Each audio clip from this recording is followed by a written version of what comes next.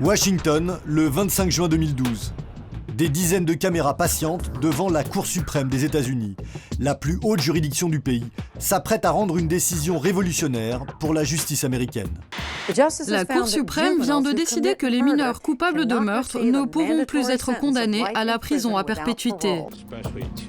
Aux États-Unis jusque-là, il était possible de condamner des mineurs à la prison à vie. Il y en a 2500 dans tout le pays, souvent des jeunes de 14 ou 15 ans, parfois 12 ans seulement. Ces enfants étaient jugés comme des adultes, avec une logique simple, même crime, même peine. La décision de la Cour suprême est un premier pas, mais des peines de plusieurs dizaines d'années de prison pourront toujours être prononcées. Pour les défenseurs des droits de l'homme, cette nouvelle jurisprudence est insuffisante. Partout dans le monde, les États-Unis défendent les droits des enfants, mais sur notre territoire, nous sommes loin derrière la plupart des autres pays. Nous sommes le seul pays qui peut condamner des enfants à mourir en prison. C'est difficile à comprendre et il faut que ça change. Red Oak, au Texas. Depuis 4 ans, Pamela Eversole vit seule dans sa grande maison. Partout, des photos de son fils, Austin. Depuis, il a beaucoup grandi. Le 8 mars 2009, alors qu'il n'a que 15 ans, il prend l'arme de son père et le tue. L'homme le battait régulièrement. Là, c'est quand il a essayé de l'étrangler avec une corde. Au Texas, la justice est la plus sévère du pays. En 2 mois à peine, l'adolescent est jugé devant un tribunal pour adultes. Il est condamné à 40 ans de prison ferme. La perspective d'une vie entière derrière les barreaux.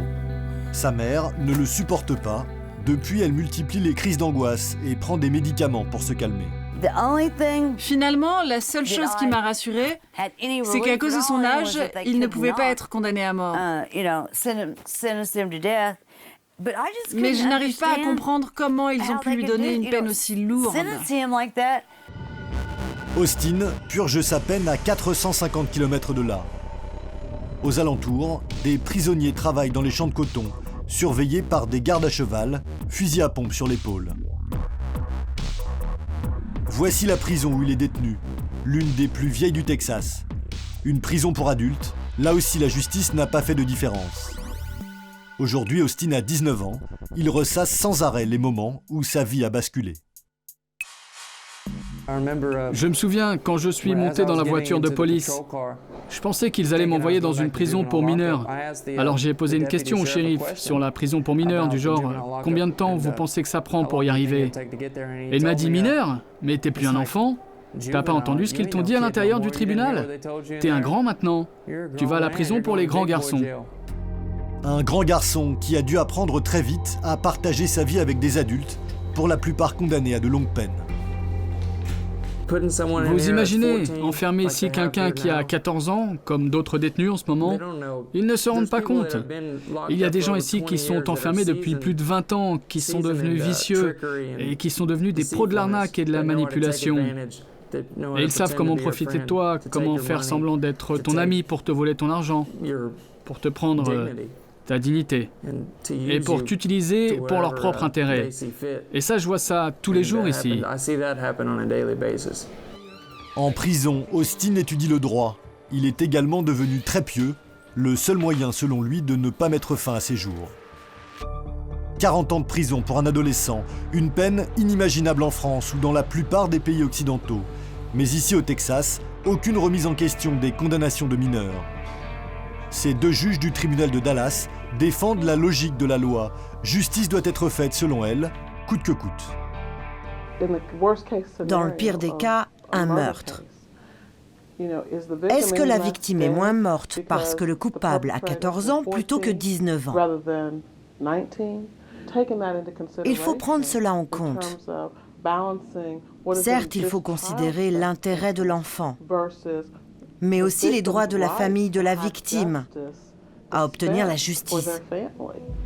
Face à la machine judiciaire américaine, quelques voix s'élèvent et tentent de peser sur les pouvoirs publics, mais souvent sans grand succès. Aujourd'hui, l'association Campagne pour une justice pour la jeunesse tient sa réunion annuelle. Sur scène, plusieurs jeunes qui ont été eux aussi jugés comme des adultes, alors qu'ils n'étaient que des enfants. Ils ont passé entre 3 et 6 ans derrière les barreaux, un enfermement qui a bouleversé leur vie. Dans la salle, des parents de mineurs toujours détenus. En tant que mère, je pourrais être ta mère, et mon fils pourrait être ton frère. Que peux-tu me donner que je pourrais lui donner à lui pour qu'il reste motivé? Parce qu'il s'est déjà tellement battu et je ne veux pas qu'il abandonne. Donne-moi quelque chose. Je me rappelle ce que ma mère me disait. Regarde tous ces gens qui baissent les bras et regarde à quel point toi tu t'es battu. Il faut que tu surmontes toutes ces épreuves. Merci. Le jeune homme qui tente de soulager les mères de détenus s'appelle Michael Kemp. À 22 ans, il a déjà passé 4 ans en prison. Première condamnation à l'âge de 16 ans pour vol. Sur sa main, un tatouage. Souviens-toi de la souffrance. Il tente de se reconstruire péniblement. Est-ce que vous pensez encore parfois à la prison? Je pense à la prison tous les jours. Tous les jours, quand je me réveille, mon tatouage m'y fait penser. Ça fera partie de ma vie jusqu'à ma mort. Mon passé me suivra toujours. C'est cela que dénoncent les anciens détenus mineurs. À cause de leur casier judiciaire, il leur est très difficile de trouver un emploi. Beaucoup replongent dans la délinquance. Pour l'instant, la réinsertion, ce n'est pas le problème de Pamela Eversole.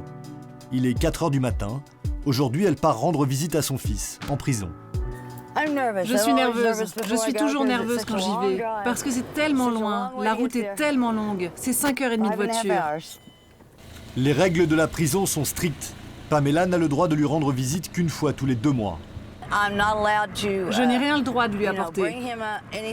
Il faut surtout que je fasse attention à lui envoyer de l'argent, parce que la seule chose que l'État du Texas lui fournit, c'est un morceau de savon.